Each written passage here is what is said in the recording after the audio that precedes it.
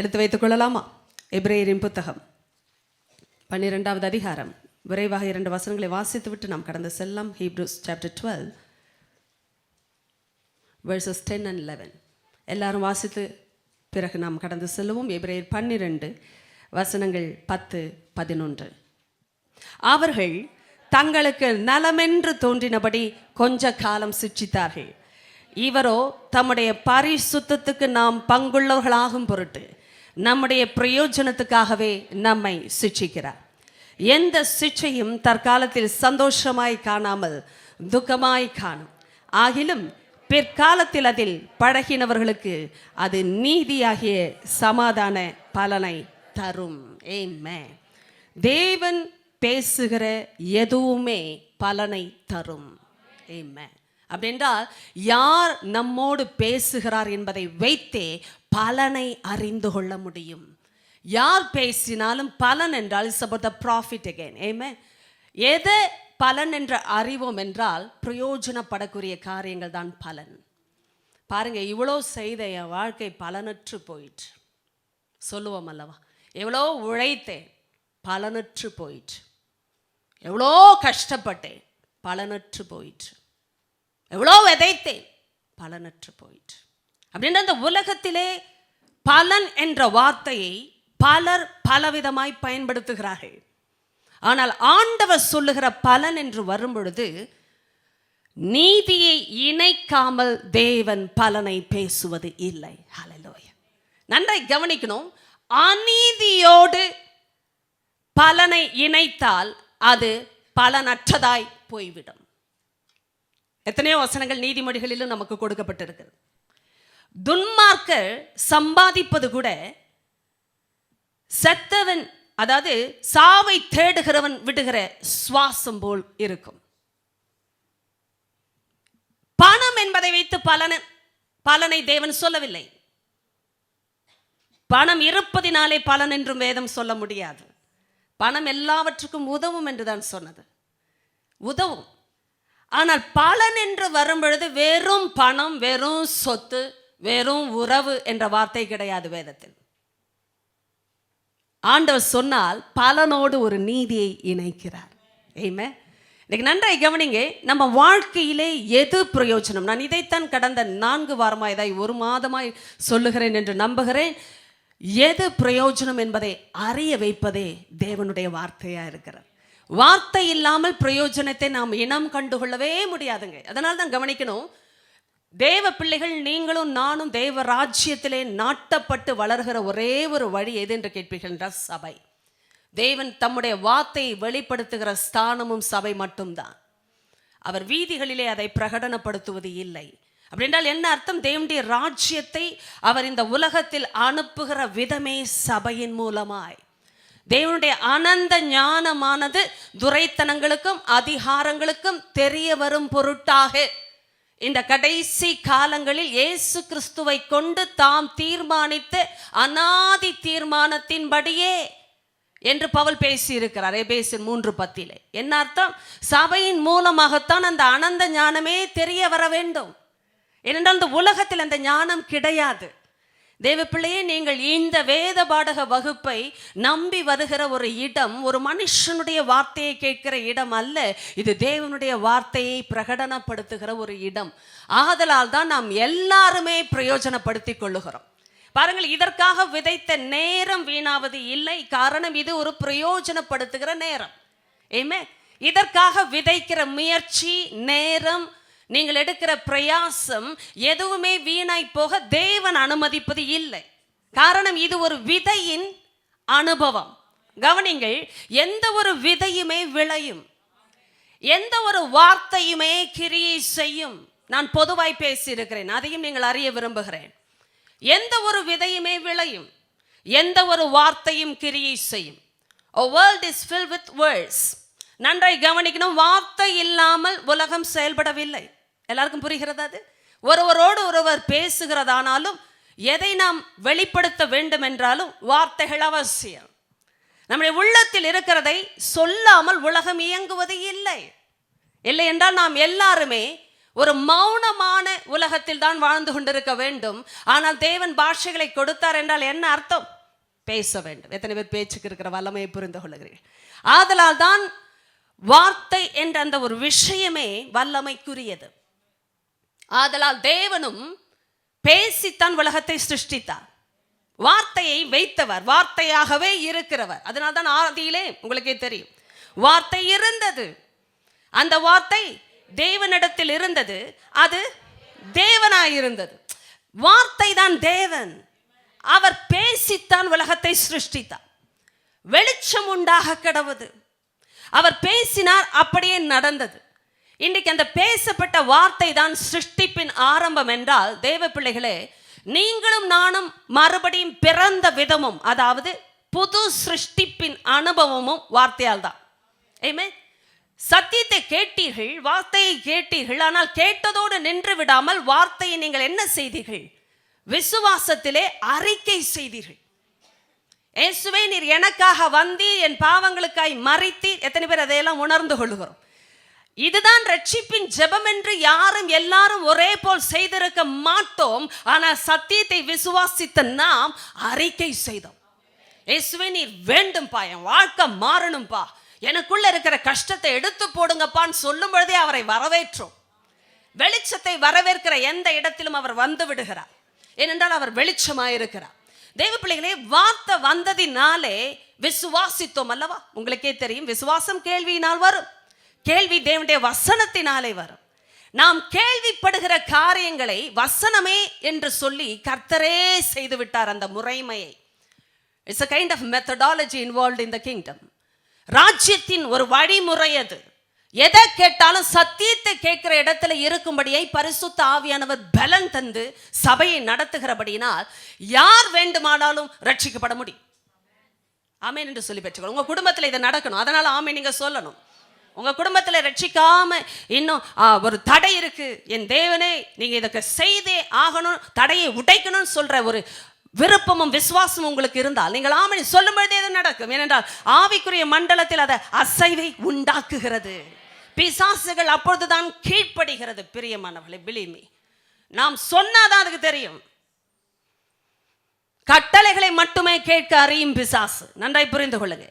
நாம் பேசாத பட்சத்தில் பிசாசை ஜெயிப்பது இல்லை. அதனால தான் வாயை கட்டுகிறான் விசுவாசிகள். ஏன் தெரியுமா? விசுவாசிகள் பேச வேண்டியபடி பேசினால் பிசாசு ஓடித்தான் ஆக வேண்டும் என்பது அவனுக்கு தெரியும். இது நமக்கு தெரிந்தால் நாம் சும்மா இருக்க மாட்டோம். ஆமென்.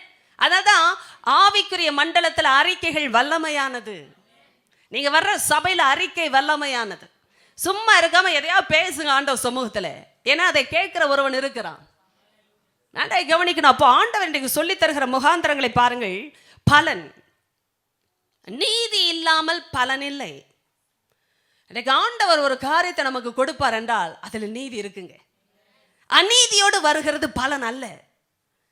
அதனால உலகம் பேசுகிற வார்த்தைகள், எத்தனை பேர் வார்த்தைகள் என்று புரிந்து கொள்கிறீர்கள்? உலகம் பேசுகிற வார்த்தைகள் பலன் பலன் பலன், இதை செய்தால் பலன், அதை படித்தால் பலன். எத்தனை பேருக்கு அந்த பலன்ற வேர்டு எல்லாம் உங்களுக்கு வந்திருக்கிறது, வந்து கொண்டும் இருக்கிறது? இப்படி திருமணம் செய்தால் பலன், இப்படி இப்படி வேலை தேடினால் பலன், வேலை கிடைத்தால் பலன், இந்த கம்பெனியில் வேலை செய்தால் பலன், எல்லா கனெக்ஷன்ஸும் இதில் வரும். நீங்கள் அப்ராட் போனால் பலன் இல்லையா? நீங்கள் சொத்து சேகரித்தாலும் இப்படி சேகரித்தால், அதுலேயும் சில வழிமுறைகள் உண்டு. சும்மா சொத்துன்னு சொல்ல மாட்டாங்க, அதை இப்படி சேகரிக்கணும். இப்படி நிறைய வழிமுறைகளிலே பலன் என்று சொல்லுகிற உலகத்திலே கர்த்தர் சொல்லுகிற நீதியாகிய சமாதான பலனை தரும். கவனிக்க, எவ்வளோ ஒரு வல்லமையான ஒரு என்ன சொல்லலாம், நிச்சயம், கேரண்டி கர்த்தர் பேசும்பொழுது இருக்கிறது பாருங்க. அவர் சொல்லுகிறார் நீதியாகிய சமாதான பலனை தரும். யாருக்கு தெரியுமா? நன்றாக கவனிங்க, யாருக்கு என்ற வார்த்தை இப்பொழுது மிக முக்கியம். நமக்கு எல்லாம் தெரிகிறது பிரயோஜனம் என்றால் என்ன. கர்த்தர் சொல்லி தந்தால் தான் பிரயோஜனம். அதே ஏசாயா 48:17 உங்களுக்கு நான் ஏற்கனவே சொன்ன வசனம் தான், எல்லாருக்கும் தெரிந்த வசனம் தான். பிரயோஜனமாக இருக்கிறதை நான் உனக்கு, நன்றாக கவனிக்கணுங்க, பிரயோஜனமானது போதிக்கப்பட வேண்டும். ஹல்லேலூயா. தானா வராது, அதுதான் அர்த்தம். Are you able to follow this true? Profitable things should be taught. பிரயோஜனமானது போதிக்கப்பட வேண்டும் தேவ பிள்ளையே. நான் ஏற்கனவே சொன்னேன், அது யார் போதிக்கிறார் என்பது மிக முக்கியம். பொதுவாய் பிரயோஜனத்தை நீங்கள் எல்லாரிடத்திலும் கேட்கக்கூடாது. நான் கடந்த வாரம் முடித்தது எனக்கு ஞாபகம் வருகிறது. 1.5 மணி நேரம் தேவன் நமக்கு கிருபையாக சத்தியத்தை சபையில் போதிக்கிறார். ஆனால் இந்த 1.5 மணி நேரம் பெற்றுக்கொண்டது தங்க வேண்டும் என்பதே ஒரு பெரிய சவால். நான் சொன்னேன், எதை கற்றுக்கொள்ளுகிறோம் என்பதை முடிவு செய்யும் பொழுது எதை கற்றுக்கொள்ளக்கூடாது என்பதை முடிவு செய்ய வேண்டும். Right? Learning has two aspects. முதலாவது, we should unlearn what we have learned already. Secondly, we should be able to retain what we have learned. ரெண்டு ப்ராசஸ்லையும் தேவன் இருக்கிறார். அவர் பேசும்போது ஏற்கனவே கற்றுக்கொண்டதை அவர் நீக்குகிறார், அழித்து விடுகிறார் என்ற அர்த்தம். ஆமென். அதான் சொல்ல வருகிறதை நீங்கள் தெளிவாய் பின்பற்றும் பொழுது உங்களுக்கு எல்லாமே வெளிச்சத்திலே புரிய வரும். ஏனென்றால் பரிசுத்த ஆவியானவர் இருக்கிற இடத்தில் புரியும். ஆண்டவர் பேசுவதற்கும் உலகம் பேசுவதற்கும் சம்பந்தம் இல்லை தேவ பிள்ளையே. நீங்க உலகத்துல சக்சஸ்ஃபுல்லா இருக்கிறாங்கன்னு சொல்லிட்டு சில சொல்ற வார்த்தைக்காக மயங்கி விடாதிருங்க. That's not true success. அப்படின்றால் நீதியை இணைக்காத எதுவும் உண்மையான வெற்றி அல்ல. இது எப்படி என்றால், எப்படியும் திருமணம் செய்து கொள்ளலாம், இல்லை என்றால் திருமணம் இல்லாமலே வாழலாம் என்ற தத்துவத்தை போன்றது. எப்படியும் பிள்ளை பெற்றுக் கொள்ளலாம் அப்படின்ற தியரி இல்லைல்ல. Oh my God.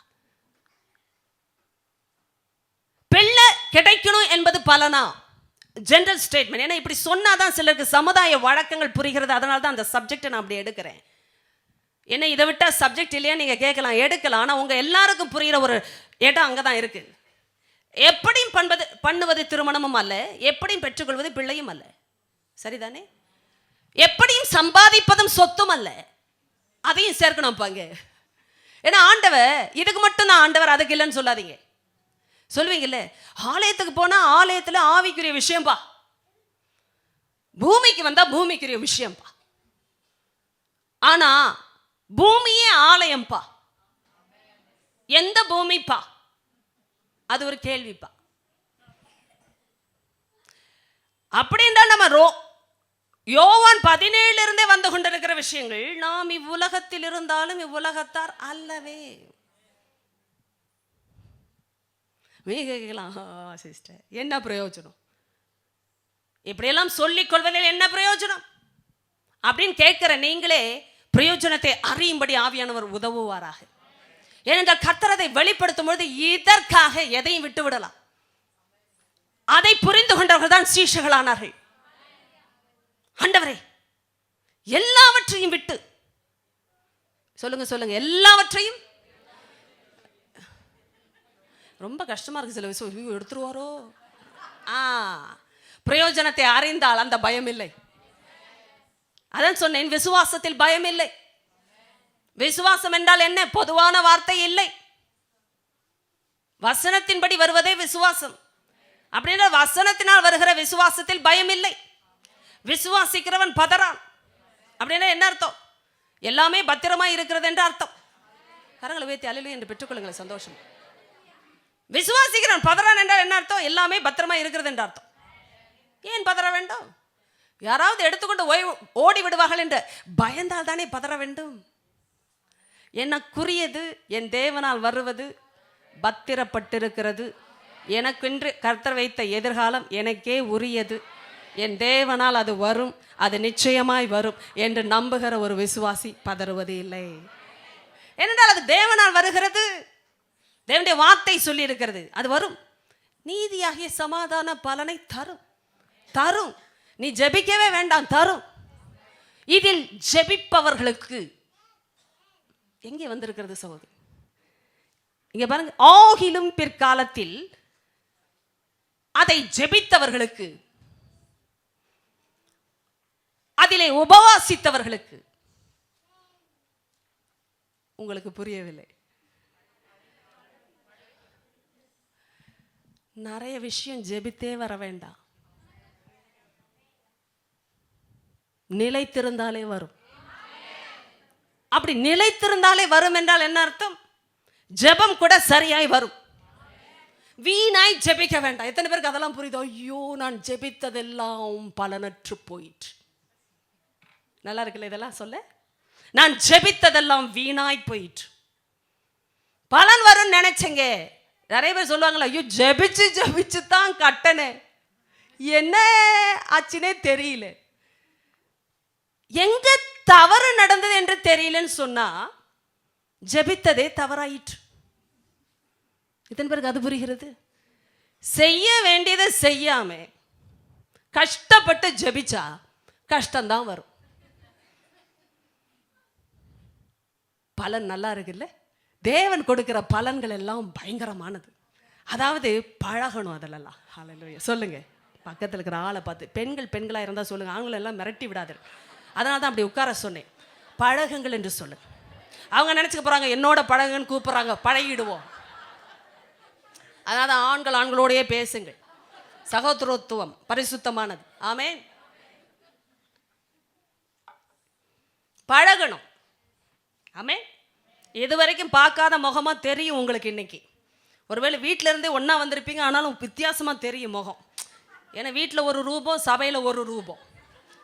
என் பிள்ளையா அவ்வளோ அழகாக இருக்குன்னு நினைப்பாங்க இப்போ அம்மா. ஒய்ஃபை பார்த்து என் மனைவியா அது. ஒருவேளை ஃபோக்கஸ் லைட்டில் ரொம்ப மின்னுகிறார்களோ தெரியாது. சபையில் ஒரு ரூபம், வெளியில் ஒரு ரூபம். அதெல்லாம் நீங்கள் பழக வேண்டும். எதிலே பழக வேண்டும்? நீதியிலே. கர்த்தர் சொல்லுகிறார், எல்லாருக்கும் எல்லாம் இல்லை, எல்லா ஜெபங்களுக்கும் பதிலும் இல்லை. கர்த்தர் யோவான் 15 நம்மோடு பல மாதங்கள் பேசினார். சாதாரணமாக ஜெபிப்பதல்ல ஜெபம், நிலைத்திருப்பதினால் வருவதே ஜெபம். அந்த ஜெபத்திற்கு நிச்சயமாய் பதில் வரும். கர்த்தர் அதை சொல்லிவிட்டார். ஆவிக்குரிய விளக்கங்கள். இதனால் நான் திரும்ப அந்த வசனங்களை கோடிட்டு காட்ட விரும்பவில்லை. இப்பொழுது கவனிங்கள். பலன் ஒரு நீதியில தான்க பலனுக்கு அர்த்தம் உண்டாகிறது. அதனால் உலகம் பேசுகிற விதமாய் நீங்கள் பேசவே அழைக்கப்படவில்லை. அப்படி என்றால் முதலாவது மாற வேண்டிய இடம் சிந்தனை. ஆவியில எல்லாரும் ரட்சிக்கப்பட்ட பிள்ளைகள் பரிசுத்த ஆவியின் ஆலயமாக, அதுதான் சொன்னேன், சொல்ல வருகிறேன். நாம் எல்லாருமே இங்கிருந்தாலும் வெளியில இருந்தாலும் ஒரே பிள்ளைகள் தான், ஒரே ராஜ்யத்தின் பிள்ளைகள் தான். அதனால் நீங்கள் சபைக்கு வரும்பொழுது ஒரு ஆளாய் மாற வேண்டிய அவசியம் இல்லை. வேலைக்கு போகும்பொழுது நீங்கள் இன்னொரு ஆளாய் மாற வேண்டிய அவசியம் இல்லை. ஏனென்றால் நீங்கள் அது இல்லை. ஆமென். பூமி எது? நன்றாய் கவனிங்க. பூமி என்பதை ஒரு இயற்கையான உலகமாய் சொல்லலாம். ஆனால் இங்கே நான் பூமி, எர்த் இல்லை என்றால் சாயில் என்று சொல்லும் பொழுது அதை ஆண்டவர், உங்களுக்கே தெரியும், மண்ணிலிருந்து உருவாக்கி படைத்த ஒரு விதம். ஆதியாகமம் 2:7 மனுஷனை அப்படித்தான் உருவாக்கினார். இன்னைக்கு அந்த சரீரத்தில் நாம் நினைக்கலாம், ஏங்க இதெல்லாம் ஆவிக்குரிய பேச்சாய் சபையில வேணா ஒத்து போகும், சமுதாயத்துக்கு ஒத்து போகாதுங்க. ஏனென்றால் அங்க போய் இதையெல்லாம் பேசினால் என்னை பைத்தியம் என்று நினைக்கிறார்கள் என்று நீங்கள் சொல்வீர்கள் என்றால் கர்த்தருக்கு பைத்தியமாக இருப்பது நல்லது. ஏனென்றால் தேவனுடைய பைத்தியம் எண்ணப்படுவது மனுஷனுடைய சிறந்த ஞானத்திலும் மேலானதாக இருக்கிறது. எத்தனை பேருக்கு அதெல்லாம் புரிகிறது வசனம்? God's foolishness is better than man's best wisdom. மனுஷனுடைய சிறந்த ஞானத்திலும் பெரிய ஞானம் கர்த்தருடைய பைத்தியக்காரத்தனம் என்று சொல்லப்படும். அவ்வளோ ஈஸியாக டீல் பண்ணுறவர் அவர். எத்தனை பேருக்கு இப்போ புரியுது நம்ம எவ்வளோ பெரிய வேஸ்ட்டு? என்னுடைய பெஸ்ட் ஸ்ட்ரென்த்தில் நின்னா கூட அவர் வீக்னஸில் வெளிப்படும் போதே தாங்க முடியாது என்னால். அவருடைய வீக்னஸே என்னுடைய பெஸ்ட் ஸ்ட்ரென்த்தை விட பயங்கரமானது. அதெல்லாம் பைபிள். அது உண்மைன்னு ப்ரூவ் பண்ணுறாரா இல்லையா? இல்லைன்னா நம்ம எல்லாம் இப்படி வரமாட்டோம், வேற எங்கேயாவது பிஸியாக இருப்போம். எத்தனை பேருக்கு அந்த ரகசியம் இப்போ வெளிப்படுகிறது?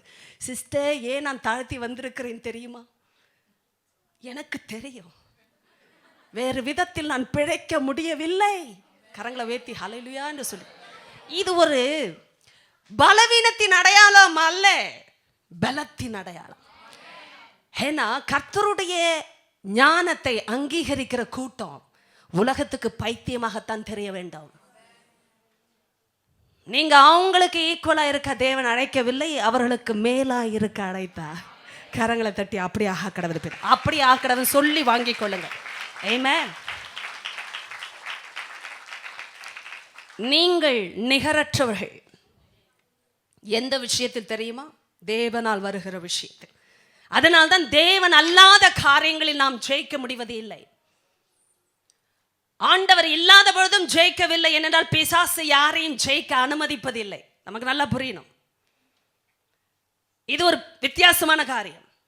உலகத்தில் இருக்கிறவங்கலாம் ஜெயிக்கிறாங்கன்னா ஜெயிக்க வைப்பான். எதற்கு தெரியுமா?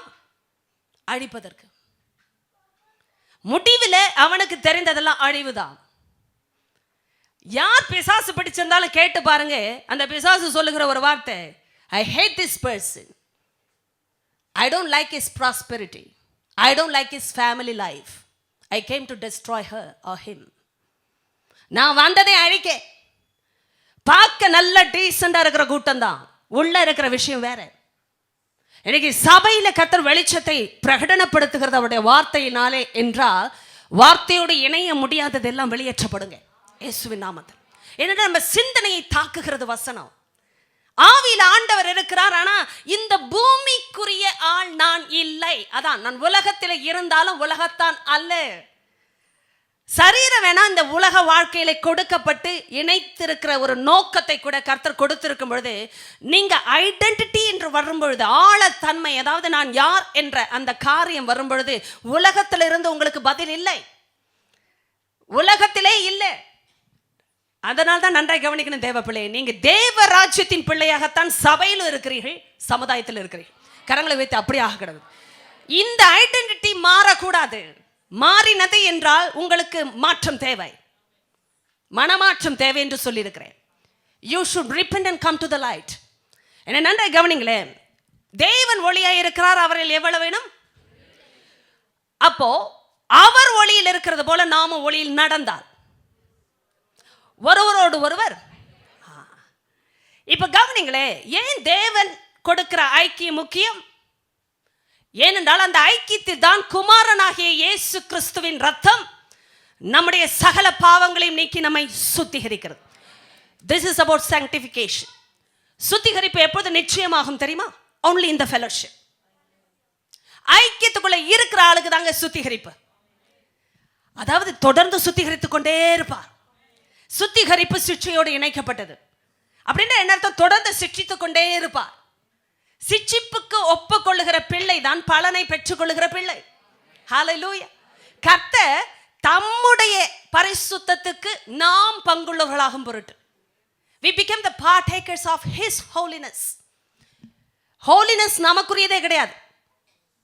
ஆமென். கரங்களை உயர்த்தி எல்லாரும் இயேசுவின் நாமத்தில் என் கண்களை மட்டும் பாருங்க பாப்பா. இப்போ நான் கட்டவிழ்க்கிறேன் உங்களை இயேசுவின் நாமத்தில். எனக்கு தெரியும் போராட்டம் வரும், இதெல்லாம் பிசாசுக்கு பிடிக்காத விஷயம். கரங்களை உயர்த்திங்க, கரங்களை உயர்த்திங்க.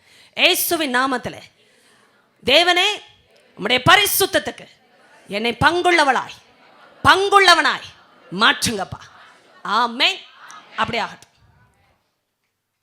தேவன் தம்முடைய பரிசுத்தத்துக்கு, அப்படின்றால் பரிசுத்தம் யாருடைய பங்கு இல்லைங்க.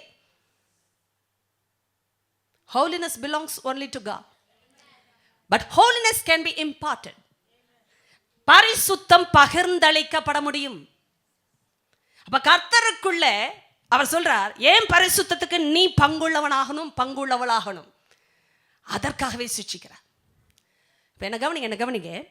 இந்த பூமியில பங்கு, அதுதான் இந்த பூமிக்கும் நமக்கு இப்போ ஒரு பெரிய ஒரு தொடர்பும் இருக்கிறது, வித்தியாசமும் இருக்கிறது. அதை சொல்ல வேண்டும். நான் அதற்காகவே வந்திருக்கிறேன். எத்தனை பேர் கேட்க சந்தோஷமா இருக்கிறேன். ஏனென்றால் உங்களுடைய முகம் அதை காட்ட வேண்டும். அதுக்காக சிரித்துக்கொண்டே இருங்கள் என்று சொல்லுவேன். பெரும்பொழுதே சத்தியம் விடுதலை ஆக்குகிறதம்மா. நீங்க நினைக்கிறீங்களா என் பூமிக்குரிய பங்கு, அந்த பங்கு ஒரு நாள் இல்லாமல் போகும். ஆனால் ஆண்டவர் சொன்னா மரியாதை பார்த்து,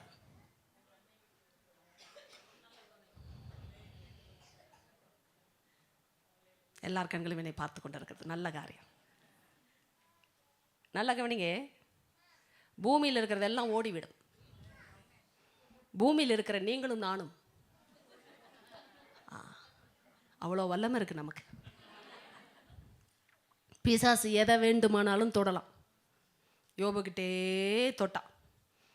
தேவனும் சொன்ன, அவன் ஜீவனை மாத்திரம் தப்ப விடு. என்ன அர்த்தம் தெரியுமா? என் பர்மிஷன் இல்லாமல் அவன் உயிரை தொட உனக்கு அதிகாரம் இல்லை. எதை வேணாலும் தொடு. ஏன்னா நீ போடுற டீல் அவ்வளோதானே. சும்மாவா சேவிக்கிறான். இன்னைக்கு நிறைய பேர் உங்களை பார்த்து கேட்டிருப்பாங்க வீட்டில் இருந்தே, சும்மாவா நீ போகிற சர்ச்சுக்கு.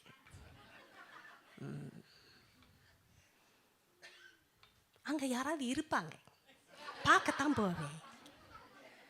பரிசுத்தத்திற்கும் அதான் தேவனுடைய பங்குக்கும் இணைப்பிற்கும் சம்பந்தப்படாத உலகம் அதைத்தான் நினைக்கும். நீங்களும் அதை செய்தா தேவனுடைய நாமம் எவ்வளோ கேவலப்படும். எத்தனை பேருக்கு புரியுது? சபைக்கு வரும்பொழுதே ஒரு பரிசுத்தத்தின் முகாந்தரம் உண்டுங்க, வரும்பொழுதே. அதனால தான் தேவனுடைய ஆலயத்திற்கு போகிற நீ உன் நடையை சீர்தூக்கிப்பா. மூடர்கள் பலியிட சேருவதை பார்க்கிலும் செவி கொடுக்க சேர்வதே நலம். இட்ஸ் அபௌட் த பலன். அகெயின் நலமான விஷயங்களை கரெக்டாக தான் சொல்லி கொடுக்குறார். சும்மா வந்து பலியிட்டு போகிற எல்லா சடங்காச்சாரிகளை போல் இராதே. அதை விட முக்கியம் நீ செவி கொடுக்க சேர்வது. ஏனென்றால் கர்த்தர் பேசி ஒரு ஆள் செவி கொடுத்தார்கள் என்றால், ஓ மை காட், அவருடைய ராஜ்யம் மகிமைப்படும், அவருடைய நாமம் பெருமைப்படும். அதற்காகவே சேர்க்கிறார் கர்த்தர். எவ்வளோ பெரிய ஆமே. அதனால எல்லாரும் வர்ற மாதிரி நீங்க வரல, அதை நீங்க தான் முடிவு செய்யணுங்க. I don't know about somebody else, but I come with a focus, I come with a purpose. எனக்குன்னு ஒரு நோக்கத்தை கர்த்தர் கொடுத்திருக்கிறார், அதை தேடி நான் செல்லுகிறேன். இல்லைன்னா நீங்க தொடர்ந்து வர முடியாது. அது தேவனால் வருவது. தேவனால் வருவதினால் தான் நீங்கள் வந்து கொண்டிருக்கிறீர்கள். தொடர்ந்து நீங்கள் வருவது மாத்திரமல்ல, மற்றவர்களையும் நீங்கள் அழைத்து கொண்டு வர வேண்டும். ஏனென்றால் பலனை உலகம் அறியவில்லை, நாம் தான் அறிந்திருக்கிறோம். கர்த்தருக்காக ஸ்தோத்திரம். பலனை உலகம் அறியவில்லை, நாம் தான் அறிந்திருக்கிறோம். ஏனென்றால் கர்த்தர் சொல்லி தரும்பொழுது அது வெளிச்சத்தின் வார்த்தை. இப்ப எதை சொன்னேன்? பூமி.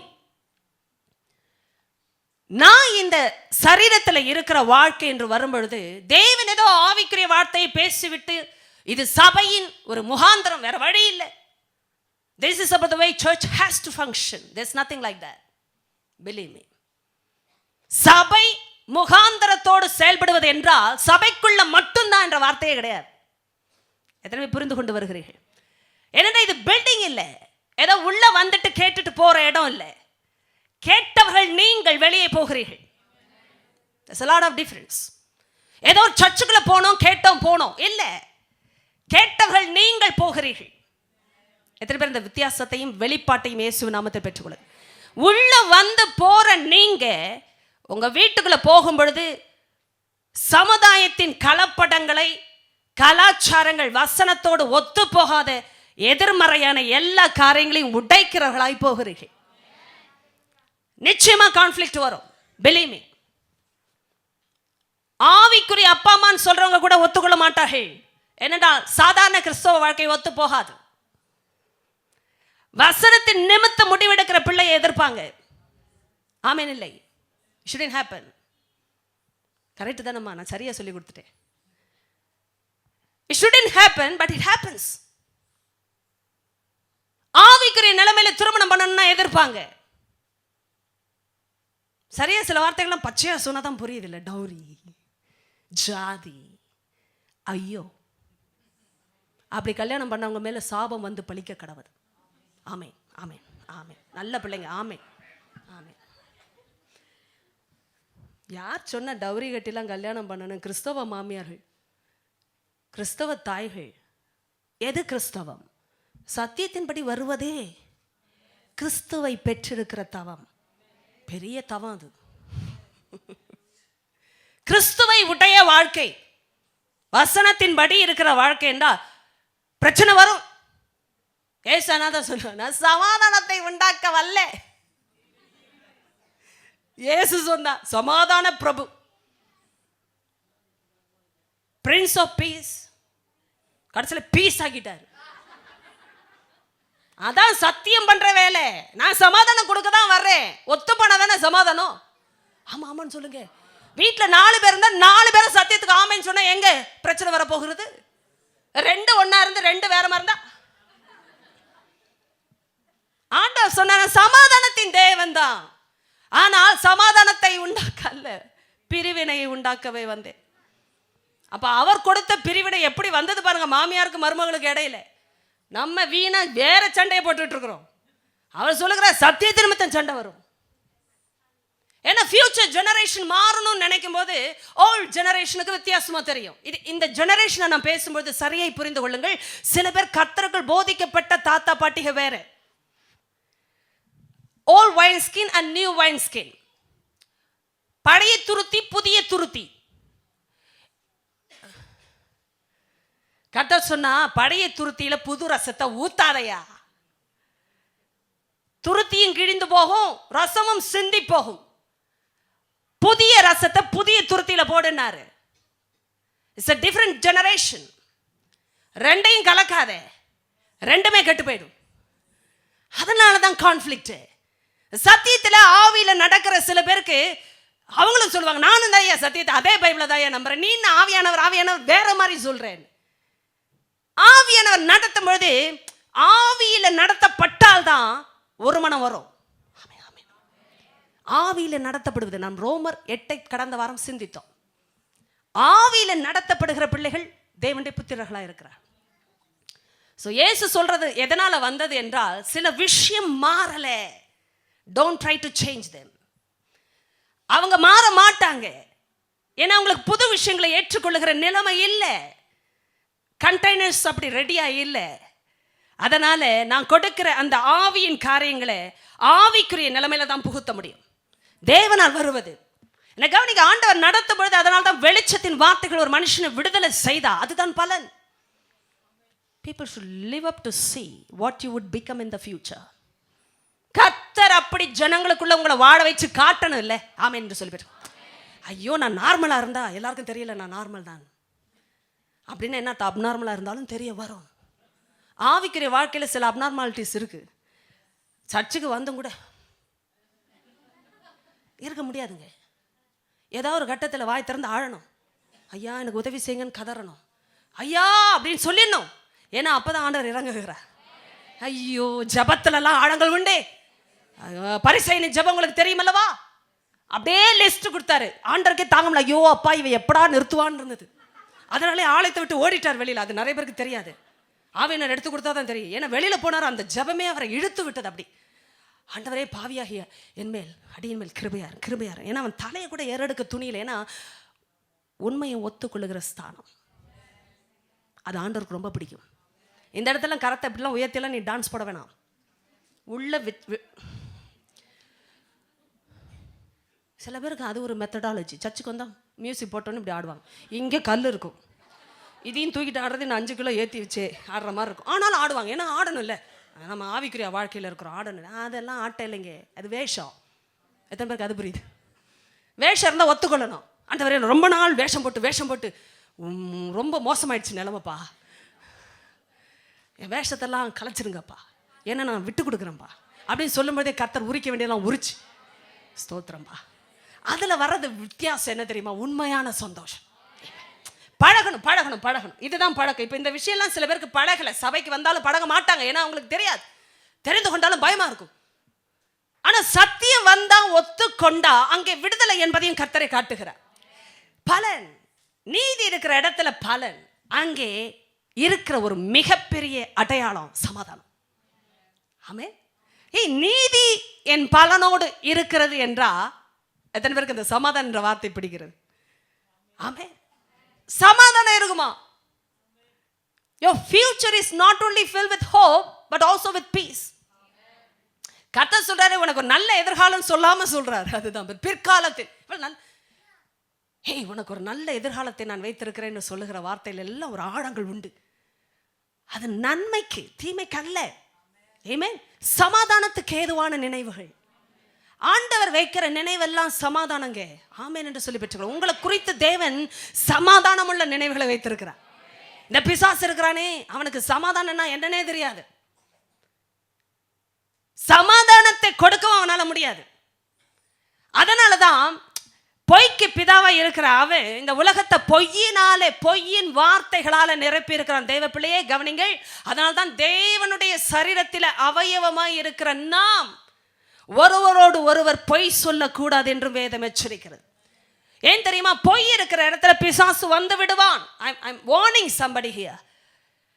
பொய் என்பது ஏதோ பலவீனம் சொல்லாதீங்க. அப்படி பார்த்தா பாவம் கூட பலவீனம் தான்.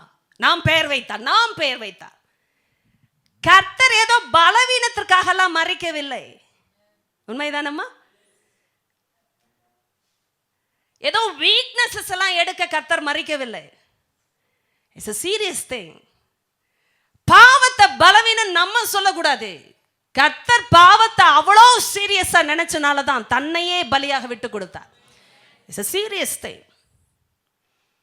ஒரு ஆளுடைய பலவீனம்னா பரலோகத்திலிருந்து குமாரன் அனுப்பப்பட வேண்டிய அவசியமே இல்லை, இல்லையா? ஆனா பலவீனம் நம்ம சொல்ற விஷயம் பரலோகத்திற்கு பலவீனமா தெரியாது. என்னென்றால் தீமையை பார்க்க மாட்டாத சுத்த கண்ணன். இப்ப நல்ல கவனிங்களேன், சத்தியத்தை அறிகிற இடத்துக்கு வரும்பொழுது நிறைய ஆழங்கள் இருக்குமா. ஐயா கவனிங்க, இதுல நம்ம பிராக்டிஸ் பண்ண அதுதான் சொல்ல வருகிறேன். எங்காவது ஒரு இடத்துல நம்ம இதை ஸ்டார்ட் பண்ணி தான் ஆகணும். we cannot take it lightly.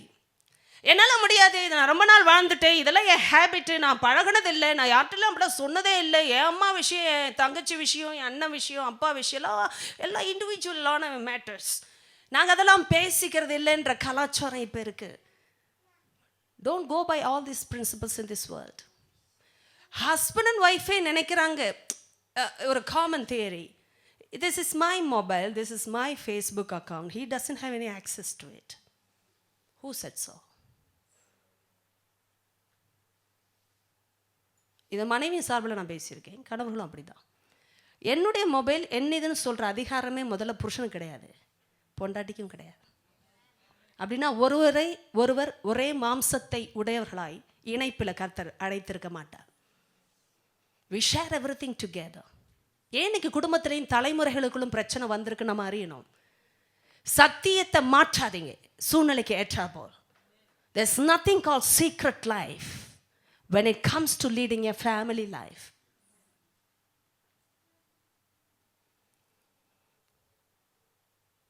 அங்கதான் நுழையுது பிசாசு. இன்னைக்கு ஆண்டவர்கிட்ட வரும்போதும் சொல்றான், எல்லாத்தையும் சொல்லிடாதே, ஆண்டவர்கிட்ட போய் இதெல்லாம் சொல்லாதே. எப்படி சொல்றான்? நீ பண்றதெல்லாம் ஆண்டவர்கிட்ட போய் சொல்ற, அவர் மகா பரிசுத்தமானவர்னுவான். எத்தனை பேருக்கு அதெல்லாம் புரியுது? ஆடா ஆமா, அப்படியே தான் கேட்டிருக்கிறேன் நான்.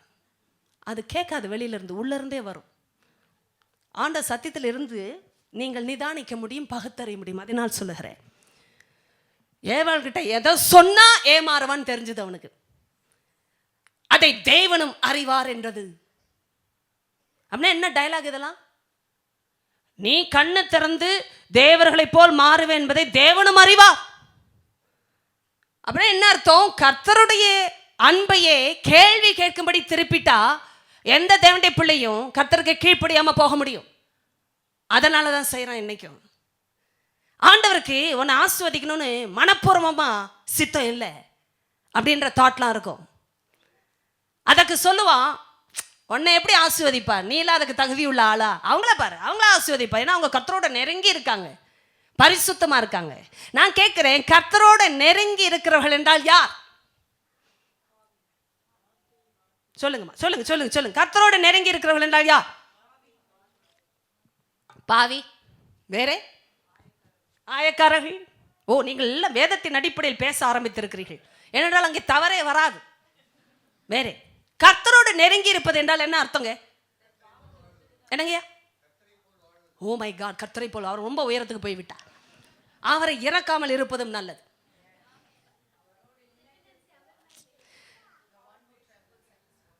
The one who trembles at his word. சொல்லுங்க சொல்லுங்க, நீங்க சிந்திக்கணும். கர்த்தரோடு நெருங்கி இருக்கிறவர்கள் யார்? Who is dependent on him. Any other word?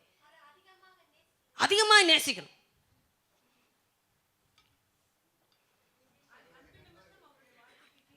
அன்பு நிமித்தம் அவருடைய வார்த்தைக்கு கீழ்ப்படிவது.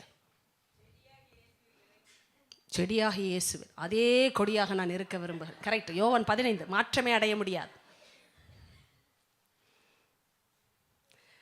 பழைய ஏற்பாட்டிலிருந்து புதிய ஏற்பாடு வரைக்கும் எல்லாமே மாற்றமடைய முடியாத சத்தியம். அப்படி என்றால் எரேமியாவில் ஒரு வார்த்தை அவர் சொன்னார், நான் தேட போகிறேன். ஏனென்றால் இது என் மனதிற்கு வருகிறது, நான் சொல்ல வேண்டும். சில வார்த்தைகளை அவரே பேசுகிறார், அவரை சொல்லி காட்டுவார். சில நேரம் அப்படித்தான் பேசுகிறார். நானே தேடி கண்டுபிடிக்க வேண்டிய நிலைமை, ஆனாலும் கண்டுபிடித்து விடுவேன். எரேமியா 30, ஜெரமியா chapter 30 verse 21, 21.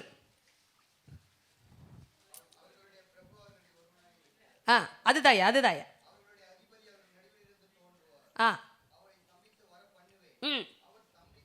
சமீபித்து வருவார். ஸ்தம்பித்து தான் நம்ம போறோம். சொல்லுங்கய்யா. என்று கர்த்தர் சொல்லுகிறார். எல்லாம் கொஞ்சம் ஆங்கிலத்தில் வாசிப்போமே, ஏன்னா அதில் தான் இன்னும் ஏன்னா இந்த ஸ்தம்பித்து சமீபித்து நமக்கு தாங்க முடியாத வார்த்தைகள்.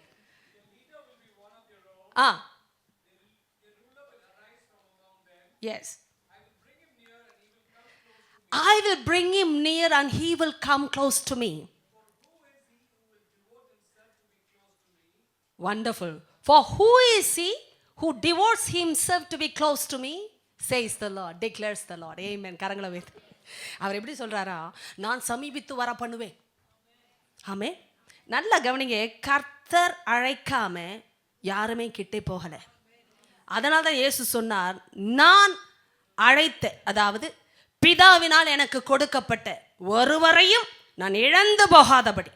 அப்படின்றால் கொடுக்கப்பட்ட விதமே பிதாவினால் வந்த சித்தம். என்னை குறித்து கேளாதிருந்தவர்களாலே நான் தேடப்பட்டேன். என்னை குறித்து விசாரித்து தேடாதிருந்தவர்களாலே நான் கண்டறியப்பட்டேன். பயங்கரமான தமிழ். என்ன அர்த்தம்? தேடவே இல்லையே, திடீர்னு நின்னாராம். உங்களுக்கு எனக்கு ரட்சிப்பு அவ்வளோ கிருபை. ரொம்ப தேடி கண்டுபிடிச்சேன்னு சொல்றவங்க இங்க ஒரு ஆள் கிடையாது. But some people sought God by fasting for even 30-40 days just to be with the truth. சத்தியத்தை புசிப்பதற்காக ஆண்டவர்கிட்ட வந்தவர்கள் அப்படி இருக்கிறாங்க. அவங்களுடைய உயரமும் வித்தியாசம் தான். ஏன்னா அவங்க அப்படி தேடினாங்க கர்த்தரை. ஏன்னா இதுதான் வார்த்தையா, இதுதான் தேவனா அப்படின்னு தெரியணும், அதற்காக தேடினார்கள். ஆனால் கர்த்தர் புலப்பட்டபடியினால் தான் தேடினார்கள். சத்தியத்துக்குள்ள போனதற்கு காரணம் ஏதோ ஒரு வித்தியாசம் அவர்களுக்கு ஒரு வார்த்தையினால கிடைத்தது.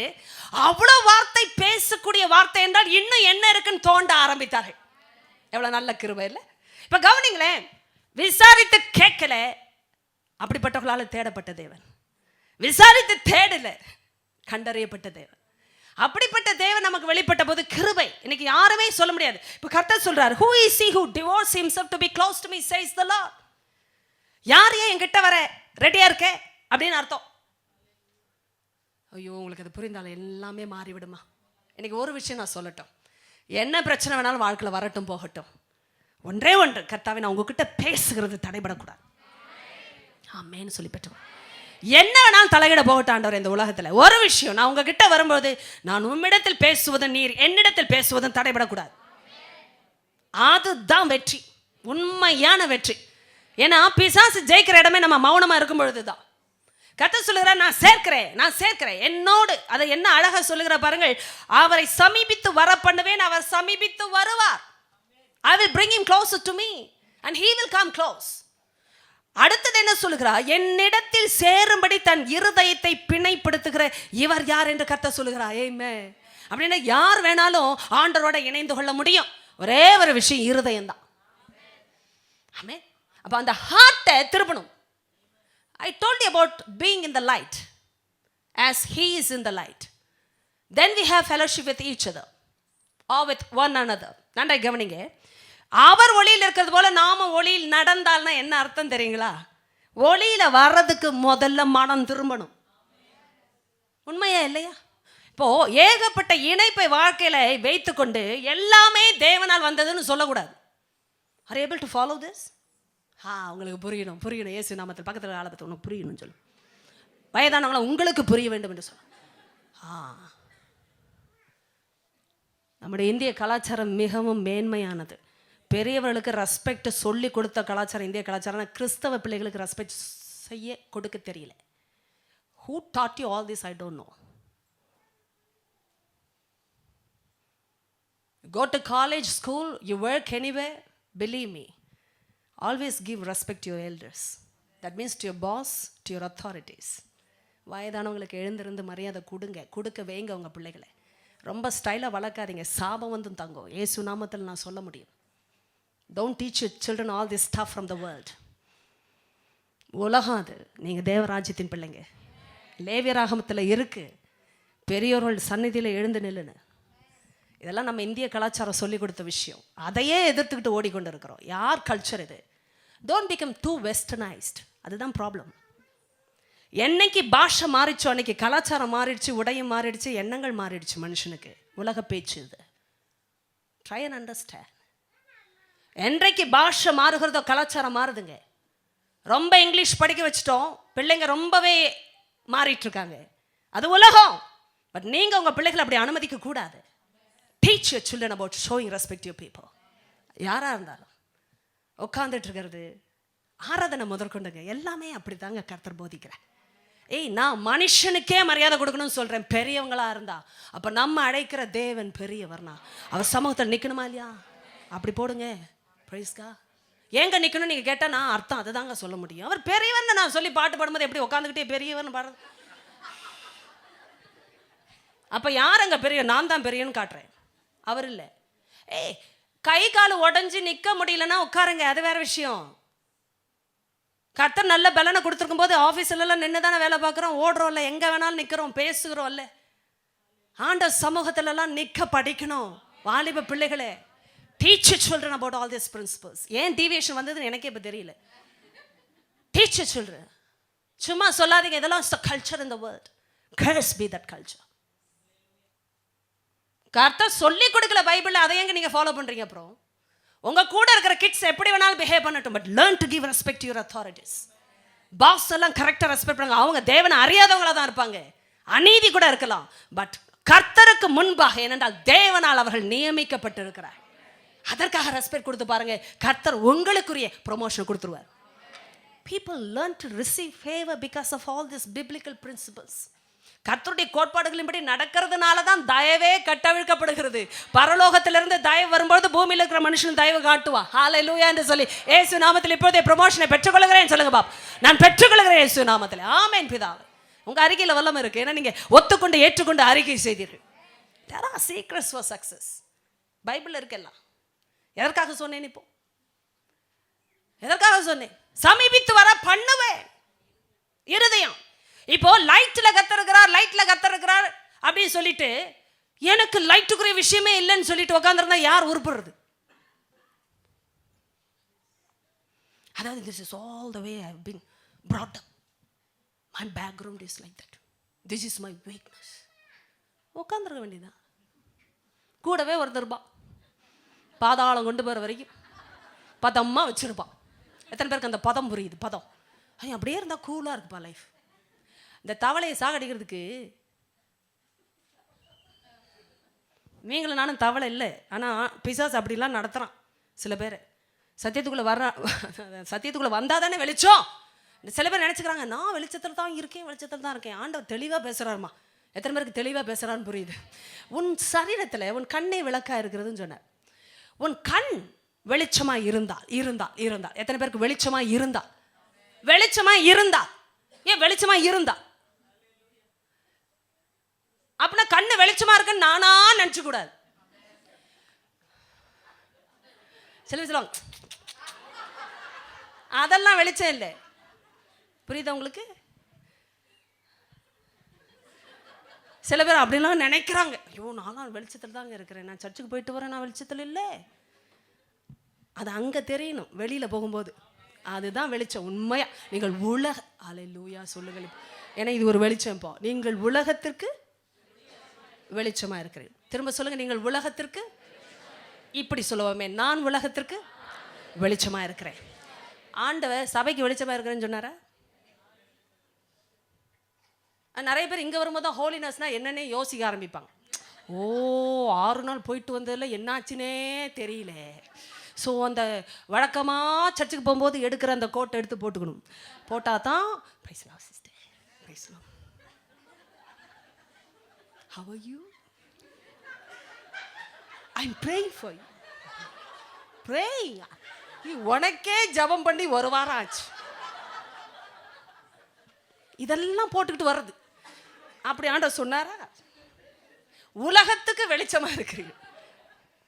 இப்போ இங்கே இருக்கிற வெளிச்சம் நமக்குள் கடந்து வந்து நம்மை வெளிச்சத்தின் பிள்ளைகளாய் மாற்றி இருக்கிற அந்த ஸ்தானத்தை நாம் அறிந்து, I am not even saying anything differently here. You are not going to be different after the meeting, but you are going to realize that you are different already. ஏற்கனவே ராஜ்யம் மாற்றப்பட்டு பரலோக ராஜ்யத்தின் புத்திரர்களாய் இருக்கிறதை அறிந்தவர்களாய் வெளியே போகிறோம்.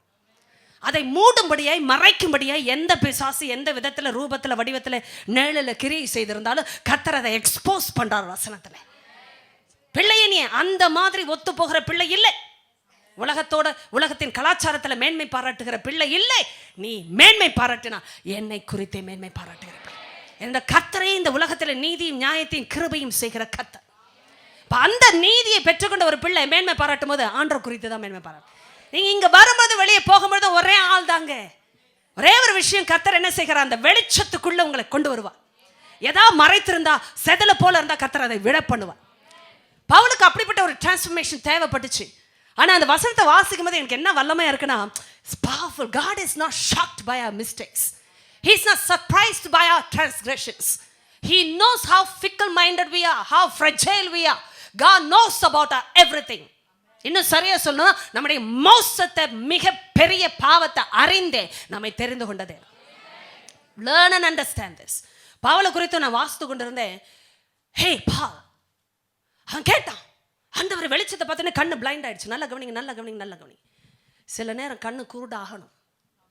அவர் சொன்னார், காணுகிறவர்கள் குருடராகும்படியும் குருடராக இருக்கிறவர்கள் காணும்படியும் நான் இந்த உலகத்தில் நியாய தீர்ப்புக்காக வந்தேன். He brought the judgment not to the people but to the enemy. சத்ருவுக்கு ஜட்மெண்ட் கொடுக்க வந்தாரு. அப்போ என்ன ஆகும், இந்த மாதிரி காம்பினேஷன்ஸ்லாம் வரும். நல்லா பார்த்தேன்னு நினைச்சவங்களும் குருடா ஆயிடுவாங்க. அதான் நான் நல்லா தானே இருக்கேன், எல்லாம் நல்லா தான் இருக்கு அப்படின்னு நினைக்கிற ஒரு வாழ்க்கை. கர்த்தர் சொல்றாரு, உன் கண்ணில் லைட் இல்லைன்னா ஒத்துக்கோ. பிகாஸ் உனக்கு லைட்டை கொடுக்கறதே நான். உம்முடைய வெளிச்சத்தை நாங்கள் வெளிச்சம் காண்கிறோம். சங்கீதம் 36, 8, 9 வீட்டில் வாசித்து பாருங்க. உம்முடைய வெளிச்சத்தை நாங்கள் வெளிச்சம். Lord, we see light in your light. உங்க லைட் இல்லைன்னா எனக்கு அது லைட் இல்லை, நானா நினைச்சுக்கலாம். அதான் ஒரு மனுஷன் தானாகவே கொளுத்திக்க முடியும். சொன்னாரு, நீ கொளுத்தின அக்கினி பொறியினால நீ சூழ்ந்து இருக்கிற, அதுவே உன்னை கொளுத்திட்டுட்டார். இது எங்க இருக்குன்னு கேட்குறீங்களா? ஏசியாவில் வருது. வீட்டில் போய் வாசிக்கலாம். நீங்கள் எங்க கண்டுபிடிங்க, நான் சொல்லவே மாட்டேன். நீங்கள் உங்களை சுற்றி சூட கொளுத்தின அக்கினினாலே நீங்களே எரிந்து விடுவீர்கள்னு சொல்லிட்டார். ஏன்னா நீ என்ன நம்பி நடந்தா நான் உனக்கு லைட்டா இருப்பேன், என் வார்த்தையை நம்பி நடந்தா நான் உனக்கு வெளிச்சமா இருப்பேன். ஆனா நீ வெளிச்சத்தை உண்டாக்கிக்கணும்னு நீ தீப்பொறியை கொளுத்தி கொண்டா அது உன்னை எரித்து விடும். இப்போ கர்த்தர் சொல்லும்போது அந்த வெளிச்சத்தை பெற்றுக்கொள்கிற இடத்துல வந்திருக்கிற நமக்கே தெரியும், ஒரு ஆண்டவர் இதெல்லாம் தவறாயிற்றே, எப்படி நான் இந்த இருளை அனுமதித்து கொண்டு சமாதானமா இருக்க முடியும்?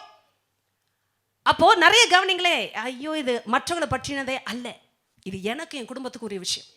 இப்போ நான் நல்லா இருந்தா என் குடும்பம் நல்லா இருக்குல்ல, என் குடும்பம் நல்லா இருந்தா நான் நல்லா இருப்பேன்ல, ரெண்டுமே இருக்குல்ல. அப்போ மற்றவங்களை பற்றியே நீங்க நினைக்க கூடாது, இது உங்க வீட்டுக்கு என் வீட்டுக்கு உரிய விஷயம். இப்போ என் வீட்டில் ஒரு பிசாசை உட்கார வச்சா நீங்க நினைக்கிறீங்க அது வாட்டுன்னு இருக்குது, பல வருஷம் சர்ச்சுக்கு போவே அது அங்கதான் இருக்கும். ஏன்னா அவன் உட்கார இடம் சர்ச்சில் இல்லை, உங்களுக்கு அது புரியணும். ஐயோ வெளிச்சம் வர்ற இடத்துல இவங்களை இங்கே விட்டுரு, திருப்பி அங்கே தானே வருவாங்க, வேலைக்கு அங்கே தான் போகுது ஆள், அதே ரூட்டு தான், அதே ஃபெலோஷிப் தான், அதே ஃப்ரெண்ட்ஸ் தான், அதே ஹேபிட்ஸ். ஆண்டவர் சொன்னார், நீ நன்மை செய்தால் உனக்கு மேன்மை இல்லையோ அப்படின்னா என்ன அர்த்தம்? நன்மையே உங்ககிட்ட கிடையாதுன்னு அவருக்கு தெரியும். அப்படிப்பட்ட ஒரு ஆள்கிட்ட செய்யின்றார்ப்பா. எத்தனை பேருக்கு இதெல்லாம் தப்பாக தெரியுது? நீங்கள் இப்போ சொல்ல மாட்டீங்க தப்புன்னு. ஐயோ ஆண்டவர் பேசி தப்புன்னு சொல்ல மாட்டேன் சிஸ்டர், ஆனால் தப்பு செய்வேன்.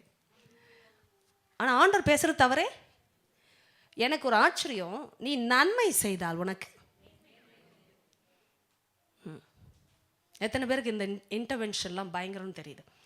God intercepts with someone's life before some disaster could happen. அதுதான் ஆண்டவருங்க. காயினை போல ஆட்கள்கிட்ட நீ பேசலாம் ஐயா, பரிசுத்த தெய்வம், அது முகநாடியே மாறுபட்டிருக்கு, எரிச்சல் உண்டாயிருக்கு. சொந்த சகோதரனையே பகைக்கிற ஆவி, அது நல்ல ஆவியே இல்லை. பரிசுத்தமான தெய்வம் பேசக்கூடாது. நம்ம நினைக்கிறோம் அதான் யாரை ஆண்டவர் சேர்ப்பார்கிட்ட அப்படின்னு கேட்டோம்ல இங்க கேள்வி. Who is he who devotes himself to be close to me, says the Lord. யார் அது? Is a devotion. அப்படின்னா என்ன அர்த்தம் தெரியுமா? இருதயத்தை பிணைப்படுத்துகிற இவர் யார் அப்படின்னா என்ன அர்த்தம்னா, கர்த்தாவே எனக்குள்ள அவ்வளோ பிரச்சனை இருக்குன்னு எனக்கு தெரிய தெரிய தெரிய I try to come closer to you. கர்த்தருக்கு அது ரொம்ப பிடிக்கும். காயின் கிட்ட தான் பேசினார், ஆபேல்கிட்ட பேசல. இது எத்தனை பேருக்கு இப்போ வித்தியாசமான தியாலஜியா இருக்கு? God should speak to a perfect person, right?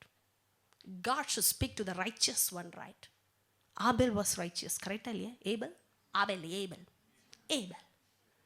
Abel was a righteous man. ஏன் தெரியுமா? விசுவாசத்தில் பலி கொடுத்தானோ. எபிரேயர் 11 வந்து இப்போ அந்த விசுவாசமே தேவனை பிரியப்படுத்தும். எல்லாம் இருக்கும். ஆனால் காயினை அவர் பிரியப்படுத்தி பார்க்க முடியல, பிரியமாக எடுத்துக்கொள்ள முடியல. ஆனாலும் காயின் கிட்ட தான் பேசினார். கரங்களை உயர்த்தி, ஆண்டவரே நீர் எவ்வளோ நல்லது. God chose to speak to Cain, not to Abel. அப்போ ஆண்டவர் எவ்வளோ நல்லவர் பாருங்க. ஒரு பிள்ளை அழிய விரும்பலை. அவன் வாண்டரா, அதாவது அவன் அலைந்து திரிகிற மனுஷனா மாறக்கூடாது. அவன் ரெஸ்ட்லெஸ் சோலா மாறக்கூடாது. எத்தனை பேருக்கு அந்த ரெஸ்ட்டை கொடுக்குற ஆண்டவரை புரியுது? நீங்க நினைக்கலாம், God is speaking to me for what? God is trying to change me for what? Why God is persevering with my life, though not with somebody else? வேற யாருக்கு இல்லாத கிருபை எனக்கு ஏன் கொடுக்குறான்னு நான் நினைக்கும் போது நான் புரிந்து கொள்வது, எல்லாரை விட நான் பொல்லாத ஆள், அதனால் எனக்கு கிருபை அதிகம். ஏன்னா நான் மாற விரும்ப தேவன் விரும்புகிறேன்.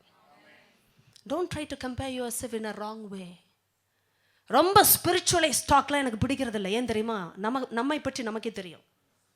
நம்மை பற்றி நமக்கு தெரியும்னு சொன்னேன். இது மற்றவங்களை பற்றி இல்லை, என்னை குறித்து எனக்கு தெரியும். ஏன் ஆண்டவர் அதிக சந்தர்ப்பம் எனக்கு கொடுக்குறார் நான் நினைக்கிறேன் தெரியுமா? அதிகமாக சர்ச்சிலேயே இருக்கக்கூடிய கிருபை எனக்கு தெரியுமா? எனக்கு அது தேவை. I need grace. I have to have grace. எனக்கு கிருபை வேணும்.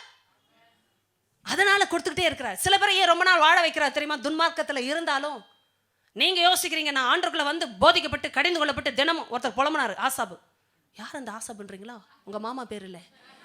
சங்கீதம் 73 வராரு. அழுது பேசுறாங்க. என்னத்த பிரயோஜனம்? பரிசுத்த ஸ்தலத்துக்கு போனாலே கத்துறீங்க. அப்படிதான் சர்ச்சுக்கு வந்தா எப்ப பார்த்து திட்டுறீங்கன்னு வாங்க சில பேர். ஆண்டவர் சில பேர் கடிந்து கொள்றாராம், போதிக்கிறாராம், பரிசுத்தமா இருன்னு சொல்லி எல்லாவற்றையும் இப்படி சொல்லி வெற்றாராம்.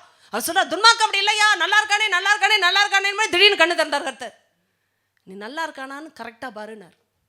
அவன் சறுக்கலான இடத்துல உட்காந்துருக்கான் பாவம். சில பேர் உட்காரதெல்லாம் சறுக்கலான இடம், ஆனால் ஸ்டைலில் உட்காந்துருப்பேன். ஏன்னா you need the balance they, correct இல்லை? நல்ல இடத்துல உட்காந்தா எப்படி உட்காரலாம், ஆனால் கொஞ்சம் ஸ்டைலாக உட்காரணும்னா வேறு வழி இல்லை. அது கால் மேலே கால் போட்டுக்கிறதுக்காக சொல்லலை. சில பேருடைய லைஃப் அப்படி தான், சறுக்கிட்டு இருக்கும் வாழ்க்கை, ஆனாலும் ரொம்ப கம்பீரமாக இருப்பாங்க. சில பேர் சறுக்கும் போது கூட கம்பீரமாக தான் போவாங்க. கீழே விழுந்தாலும் மீசையில் மண்ணு ஒட்டலைன்னு ஒரு பழமொழி, அது மாதிரி எந்திரிச்சு நின்று அப்படி கம்பீரமாக நிற்பாங்க. இப்போ குடிகாரன் பேசும்போது பார்த்துருக்கீங்களா, பயங்கர டைலாக் அடிப்பார். நான் வந்தானா அம்மாவான காலு கையெல்லாம் சுற்றி சொட்டி அப்படியே விழுந்துருவார். அவ்வளோ நேரம் டைலாக் அடிச்சது வீணாக போயிடும். சில கிறிஸ்தவ வாழ்க்கை அப்படி தான். நம்ம அப்படியே காட்டிக்கொள்கிற விதத்தை பார்த்தா நம்ம வெளிச்சத்தின் அப்படியே ஸ்தானாதிபதிகள் மாதிரி. முதல்ல அந்தரங்கத்தை பாரு. கண்ணு வெளிச்சத்தில் இருந்தால் ஆண்டவர் தெளிவாய் சொல்லிவிட்டான், சரீரம் முழுவதும் வெளிச்சம். நீ இங்கே அங்கெல்லாம் ரிப்பேர் பண்ண வேண்டான்ட்டு. எத்தனை பேருக்கு அது? சில பேர் இதை விட்டுருவாங்க இடத்துல. நிறைய விஷயம் கிறிஸ்தவ வாழ்க்கையில் அப்படி நடக்கும். செய்ய வேண்டியதை செய்ய மாட்டாங்க, மற்றதெல்லாம் ரிப்பேர் பண்ணிட்டு வருவாங்க. நான் தான் பிள்ளைகளுக்கு சொல்லுவேன், கர்த்தாவே எல்லா இடத்துலையும் எல்லாம் பண்ணுறீங்க, கண்ணுக்குள்ளேயும் குத்திக்க வேண்டியதானே.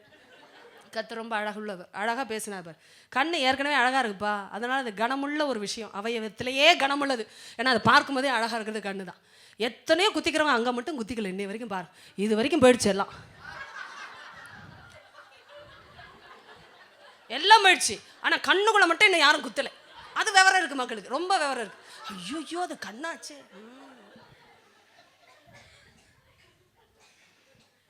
சில அம்மாக்கள்லாம் நீங்கள் அப்படி பேசுனீங்கன்னா உங்கள் பிள்ளைகளை தெரித்து விடும்.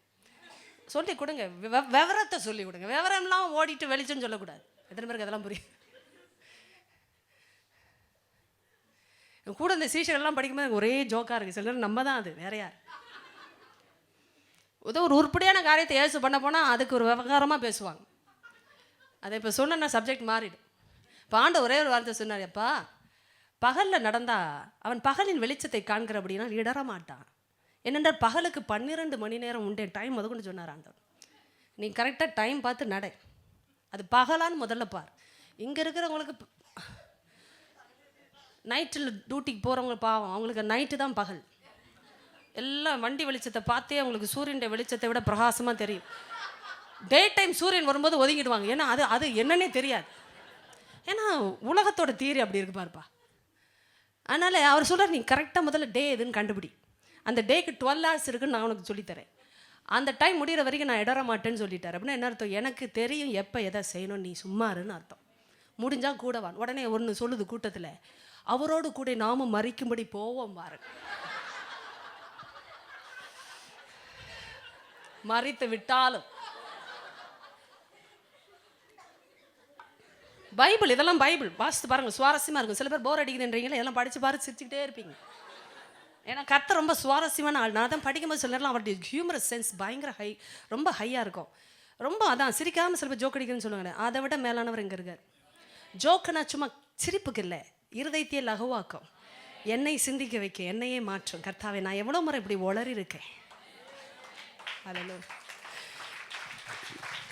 எவ்வளோ நல்லவர் பேசி கொண்டிருக்கிறேன் கூட அறியாமல் நாசமாக போகிறேன்னு நினச்சாள். நான் பைபிள் படிக்கும்போது கூட இதனுடைய அர்த்தம் விளங்காததுனால கர்த்தர் ஏதோ என்னோ செய்துவிட போகிறான்னு நான் பயந்து போன மனுஷி தான். ஆனால் அவர் உண்மையாக பேசுகிறவர் எப்படிப்பட்டவர்னு ருசிக்க ஆரம்பித்தோன்றார். அதான் கர்த்தர் நல்லவர் என்பதை ருசித்து பாரு. நல்லதெல்லாம் ருசித்து தான் அறியணும், பார்த்துலாம் அறியக்கூடாது. எத்தனை பேருக்கு அது புரியுது?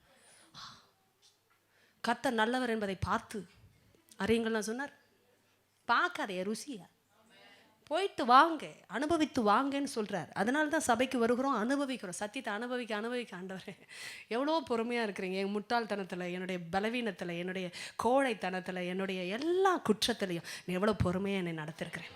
ஐ am coming to the point again. Why God has to be so patient in dealing with your life. ஏன் ரொம்ப பொறுமையாக இருக்கா தெரியுமா? நரகம் அவ்வளோ கொடுமையானது, அதனால தான் பொறுமையாக இருக்கா. அவர் கொடுக்குற பங்குக்கு ஏன் சிக்ஷிக்கிறா தெரியுமா? நீங்களும் நானும் அல்டிமேட்டாக பூமியில் எதை வேணாலும் இழக்கலாம், ஒன்றை இழக்கக்கூடாது, நம்ம விட்டு எடுபடாதது. I'm going to the prayer points here. எதை வேணாலும் பங்குன்னு சொல்கிறதெல்லாம் போயிடுங்க. நட்பாக இருக்கிறது, க்ளோஸாக இருந்தது, ஸ்நேகித்த காரியங்கள், ஸ்நேகித்தவர்கள் எல்லாம் போயிடுவாங்க. ஆனால் நம்மை விட்டு, அதான் தன்னை விட்டு, எத்தனை பேருக்கு அது புரியுது? இங்கே குடும்பத்தை சேர்க்காதமா, உன் சகோதரி கூட இதில் பங்கு கிடையாது. எத்தனை பேர் இதுக்கு எல்லாம் புரியுதுப்பா? உன் கணவன் மனைவி இங்கே ஒரே மாம்சம் தான். ஆனால் அந்த ஒரே மாம்சத்தை விட இன்னைக்கு அதை சொல்ல வந்த செகண்ட் வீக் என்னால் முடியல பாருங்க. சொல்ல வந்ததே சொல்லலை. ஒரே மாம்சம்னு சொல்கிற ஹஸ்பண்ட் அண்ட் ஒய்ஃப் ரிலேஷன்ஷிப்பை விட அவர் உரிமை எடுக்கிறதுக்கு காரணம் என்ன தெரியுமா? ஒரே மாம்சத்தை விட வல்லமையான இன்னொரு ஸ்டேட்மெண்ட் இருக்குது பைபிளில், 1 Corinthians 6 ஒரே ஆவியாக இருக்கிறார். கர்த்தருடைய ஆவியோட சேர்ந்தவன் அவரோட கூட ஒரே ஆவியாக இருக்கிறான். இப்போ மாம்சத்தின் இணைப்பை விட ஆவியின் இணைப்பு வல்லமையானது. ஏன்னா மாம்சத்தின் இணைப்பு ஒரு நாள் மறையும். கணவரும் மனைவி ஒரு நாள் இறந்து தான் போறாங்க. ஆனா மறிக்காத உறவு இது. கல்லறையை தாண்டி, மரணத்தை தாண்டி இந்த ஆவியில இணைக்கப்பட்ட இந்த உறவு போய்கொண்டிருப்பதனால தான் அவர் உரிமை எடுக்கிறார்மா. உரிமை எடுக்கிறாரு. பங்கு என்னோட பங்கு அவன் எடுத்துக்கிட்டா. மரியாள் தன்னை விட்டு எடுபடாத நல்ல பங்கை தெரிந்து கொண்டா. சாய்ஸ். நானும் நீங்களும் வரும்போது அவருக்கு அவ்வளோ பொசசிவ்னஸ் இருக்கு. நான் சொல்லட்டும் உங்களுக்கு, உங்க பொண்டாட்டி உங்க மேல வைக்காத உரிமை, கணவன் மனைவிக்கு மேல வைக்காத உரிமை, பெற்றோர்கள் பிள்ளைகளுக்கு மேல வைக்க முடியாத உரிமை கர்த்தர் உங்க மேல வைத்திருக்க காரணம் அவர் ஆவிகளின் பிதா. ஏன் பரிசுத்தத்துக்கு நீ பங்கா இருக்கணும்னா நான் சிக்ஷிக்க தான் செய்வேன். அதை நீ புரிந்து கொண்டா அந்த பங்கை விட்டு கொடுக்க மாட்டேன். எத்தனை பேருக்கு பழக்கம் வர்றதுக்கு முன்னாடி பங்கோட பலன் தெரியணும். You should know the benefit of having that thing in your life called the good thing. எடுபடாத நல்ல பங்கை புரிஞ்சுக்கிட்டாதான் அதில் பழக முடியும். நீங்கள் சும்மாலாம் பழக சொல்ல கர்த்தர், நீ பழகிறதுக்கு முன்னாடி புரிந்துகொள் ஏன் அதில் பழகணும்னு. ஏன்னா அது உன்னை விட்டு எடுபடாத நல்ல பங்கு. அது மாத்திரம் இல்லை, அது என்னுடைய பங்குன்ற கர்த்தர் சொல்லுகிறார். ஏன் பரிசுத்தத்துக்கு நீ பங்காகணும். எண்ட் ஆஃப் த டே நல்ல கவனிங்க, எந்த ப்ரேயர் ரிக்வெஸ்ட் கூட பதில் கொடுக்காம போனால் போகும். கர்த்தர்ட்ட நான் தான் சொல்லுவேன், I choose to pray knowing that it is in your will, it is in your promise. But the point, if you choose not to give me, I don't have any regrets. நீங்க கொடுத்தா கர்த்தருடைய வார்த்தைப்படி நான் கேட்க எனக்கு கற்றுக் கொடுத்தபடினால் நான் with shameless audacity I will continue to ask you. But if you choose not to respond to me or give that blessing to me, I don't care. ஏன் தெரியுமா? எனக்கு கொடுக்கப்பட்ட பங்குக்கே நான் வாழ தகுதி இல்லாத ஆள். எனக்கு கொடுக்கப்பட்ட பங்குக்கே நான் தகுதி கிடையாது. ரட்சிப்பு என்ற பங்கு மாத்திரம் இல்லை, கர்த்தருடைய பிள்ளை என்ற பங்கு மாத்திரம் இல்லை, தேவ ராஜ்யத்தின் ஸ்தானாதிபதியா புத்திரனா உங்களெல்லாம் அவ்வளோ வடிவமைத்து வருகிற அந்த வைராக்கியம் எதை கொடுத்தா என்ன எடுத்தா என்னன்னு ஒரு தைரியம் வந்து விடும் அல்லவா. ஆனால் வில் கண்டினியூ டு ஆஸ்க். நான் தான் சொன்னேன், ஜெபத்தில் கேட்கக்கூடிய தைரியத்தை கர்த்தரை கொடுக்குறேன். டெய்லி அவர் கூட பேசிக்கொண்டு தான் இருப்போம், கேட்டுக்கொண்டு தான் இருப்போம். ஆனால் கர்த்தர் கொடுத்தாலும் கொடுக்காவிட்டாலும் ஷாத்ரா இந்த மாதிரி மேஷா காபேத் நேகோ என்ன சொன்னாங்க? கர்த்தர் எங்களை விடுவிக்க வல்லவரையா, எனக்கு தியாலஜி தெரியும், ஆனால் ஒரு விஷயம் எனக்கு அதுக்கு மேலே இன்னொன்றும் தெரியும், அவருடைய அன்பும் தெரியும். It's not just the theology, it's not just the knowledge, it's the knowledge that's combined with the love for God. அவர் விடுவிக்க வல்லவர்னு எனக்கு தெரியும், உனக்கும் தெரியணும், அதையும் சொல்லிடுறேன். அவர் விடுவிக்க வல்லவர் தான், ஆனால் விடுவிக்காமல் போனாலும் என்னுடைய டிசிஷனை நான் சொல்கிறேன், நீ வைத்த அதற்கு முன்பாக நான் பணிந்து கொள்ள மாட்டேன். Because all that matters is about the eternal reward, eternal partnership, eternal what to say benefit. இந்த பலனை நான் விட்டு கொடுக்க முடியாது. உயிர் தானே போகும், மிஞ்சி போனா அவ்வளோ தரம். அந்த அளவுக்கு போகிறாங்கன்னா என்ன அர்த்தம்? பங்கு. இதை தாண்டி நான் போகணுயா மேலே, அதுதான் என் முக்கியம். அதை பார்த்தவர் சொல்லிட்டார், இவ்விதமாய் ரட்சிக்கத்தக்க தேவன் வேறு தேவன் இல்லை, தானியேலின் தேவனே. எல்லாரும் எழுந்து நிற்போமா? டைம் முடிஞ்சிச்சு நமக்கு. அடுத்த வாரம் நான் கண்டினியூ பண்ண விரும்புகிறேன். பிகாஸ் நான் சொல்ல வந்ததை இன்றும் நான் சொல்லவில்லை. பரிசுத்த ஆவியானவர் நமக்கு சரியான வார்த்தைகளை சொல்லியிருக்கிறார் என்பதை நான் நம்புகிறேன். பழகணும்ன்ற ஒரு வார்த்தை, அந்த ஒரு வார்த்தைக்காக நம்ம விட்டு கொடுக்கலாமா?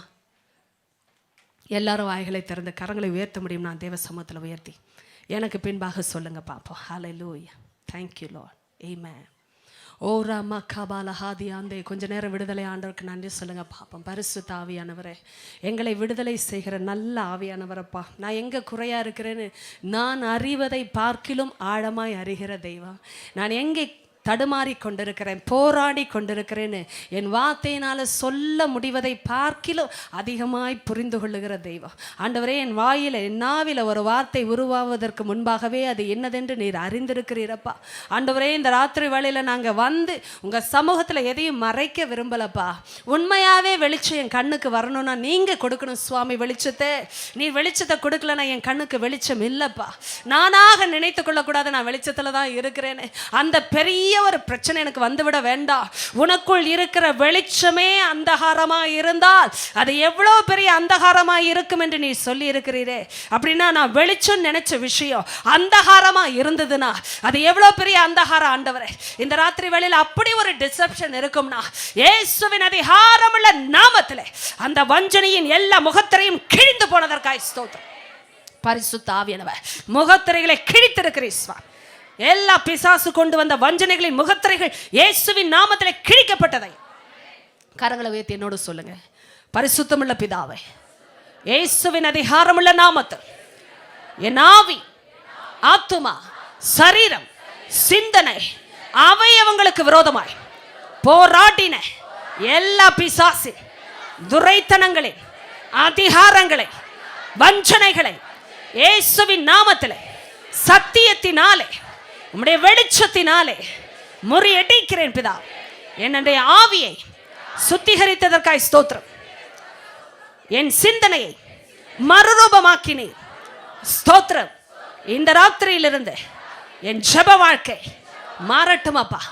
உம்மை அறிகிற விதம் மாறட்டும், வேத வாசிப்பு மாறட்டும் ஐயா. உம்முடைய சத்தியத்தின் வெளிச்சம் எனக்குள் வரட்டும் அப்பா. என் கண்களை வெளிச்சமாக்கட்டும், என் சரீரத்தை வெளிச்சமாக்கட்டும். விளக்கு தண்டின் மேல் உட்கார்ந்த விளக்காய் என்னை மாற்றுங்கப்பா.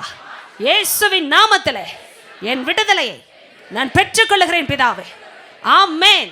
கரங்களை தட்டி பரிசுத்த ஆவியானவருக்கு ஸ்தோத்திரம். ஹல்லேலூயா, thank you holy spirit. விடுதலைகளை நீ கொடுத்து கொண்டிருக்கிறீர் ஐயா.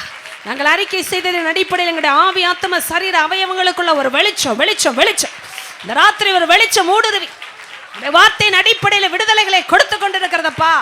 பிசாசே, வஞ்சனையின் முகத்திரைகள் கிழிக்கப்பட்டது. எல்லா ஸ்பிரிட் ஆஃப் டிசெப்ஷன் நான் கட்டிந்து கொள்கிறேன் இயேசுவின் நாமம். Spirit of deception let your powers be broken now in Jesus name. எந்த இடத்துல எந்த வஞ்சனை இருந்தாலும் எல்லாவற்றையும் கிழிக்கிறேன் இயேசுவின் நாமம், கிழிக்கிறேன் இயேசுவின் நாமம். முகத்திரைகள் கிழிக்கப்பட்டதப்பா. ஹல்லேலூயா. யூடியூப்ல, இன்டர்நெட்ல அதே மகிமை இறங்கி கொண்டிருக்கிறது, விடுதலைகள் இறங்கி கொண்டிருக்கிறது. எந்த இடத்துல டிசெப்ஷன் கிரியை செய்யக்கூடாதுப்பா. எங்க வாழ்க்கையில பக்கவாசுகள் அடைக்கப்படட்டும், இயேசுவின் ரத்தத்தினால் அடைக்கப்படட்டும். எண்ணங்கள் மறுரூபமாக்கப்படட்டும், ஆவிகள் சுத்திகரிக்கப்படட்டும், அவயவங்கள் சுத்திகரிக்கப்படட்டும். Oh, let there be cleansing in the name of Jesus Christ of Nazareth now, now, now.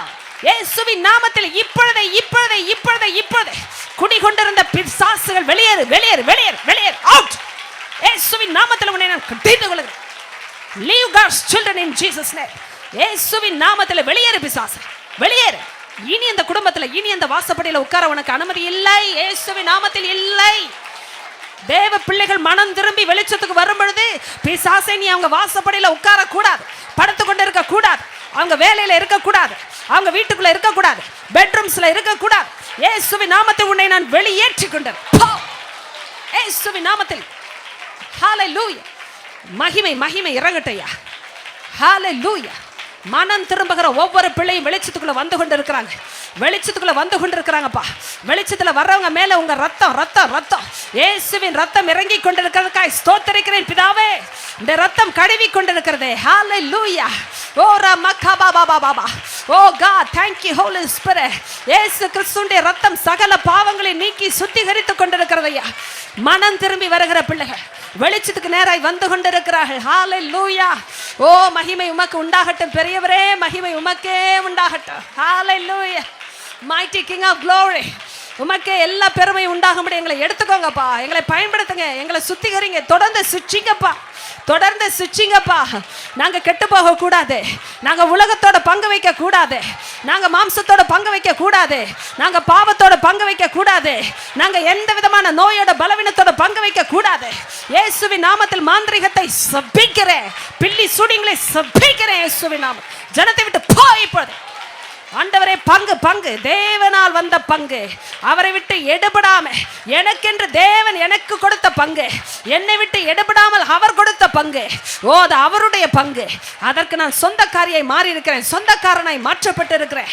ஓ ஸ்தோத்திரம் ஆவியானவரே. ஹalleluya, ஹalleluya. தொடர்ந்து சுச்சிங்கப்பா. இந்த பிள்ளைகள் உம்முடைய வசனத்துக்காக வந்திருக்காங்களே, யூடியூப்ல இன்டர்நெட்ல உம்முடைய வசனத்துக்காக உட்கார்ந்து இருக்கிறார்களே, அவங்களை எப்படி நீங்க விடுவீங்க? அவங்களை எப்படி நீங்க ஆண்டவரை வெட்கப்படுத்த அனுமதிப்பீங்க? அவளை எப்படி நீங்க ஆண்டவரை தலையா வைக்காம விடுவீங்க? தேவன் வைத்த எதிர்காலம், பிற்காலம் என்ற ஒரு எதிர்காலம், அதுல நீதியான சமாதான பலன் உண்டு. அந்த கேரண்டி நீங்க கொடுத்துட்டீங்கப்பா. அதுல பழகுகிற உடைய பிள்ளைகள் வெட்கப்பட்டே போக மாட்டார்கள். அதற்காக அவங்க ஜெபிக்கணும்னு அவசியம் கூட இல்லை. எதிர்காலத்தை கொடுங்கப்பான்னு ஜெபிக்க வேண்டிய அவசியமே இல்லை. என் தேவனோடு பழகி சிச்சிப்புக்கு இருக்கிற பிள்ளை எதிர்காலத்துல நிச்சயமா இருப்பாங்கப்பா, எதிர்காலத்தை பெற்றுக்கொள்ளுகிறார்களப்பா. ஹalleluya என்று சொல்லி அவர்களை ஆசீர்வதி, ஆசீர்வதியின் பிதா.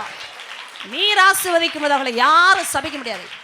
அவள் தேவனால் ஆசீர்வதிக்கப்பட்ட பிள்ளை, அவள் தொடர்ந்து ஆசீர்வதிக்கப்பட்டே இருப்பார்கள் என்று சொல்லி இந்த ஊழியக்காரை நான் ஆசீர்வதிக்கும் பொழுது அவளை எல்லா நிலைமையிலும் ஆசீர்வதித்து உடைய வேலி அடைத்து சத்தியத்தினாலே வந்த அந்த பாதுகாப்பை கொடுத்து நம்முடைய கூடாரங்களை வாதை அணுகாத படிக்கு காத்து, அவளை போக்கிலும் வரத்திலும் எந்த விபத்து நாசம் மோசமும் வராதபடி பாதுகாத்து தூதர்களை கொண்டு நீர் ஊழியம் செய்கிறேன். தேவ ஆவியானவர் பணிவிடை ஆவியாய அந்த தூதர்களின் ஊழியத்தை நான் கட்டவிழ்த்து பேசும்பொழுது அவள் பாதுகாப்பாக இருக்கட்டையா. பாதாளத்து யோசனைகள் எல்லாம் அடிக்கப்பட்டதற்காக ஸ்தோத்திரம். தொடர்ந்து அவர்களை ஆசீர்வாதமாய் நீ பயன்படுத்தும். எல்லா மகிமை நீர் மட்டும் எடுத்துக்கொள்ளும். இயேசுவின் அதிகாரமுள்ள நாமத்திலே ஜெபிக்கிறோம் எங்கள் நல்ல பிதாவே. ஹalleluya. எல்லாரும் கரங்களை வைத்து ஹalleluya. ஆமென்.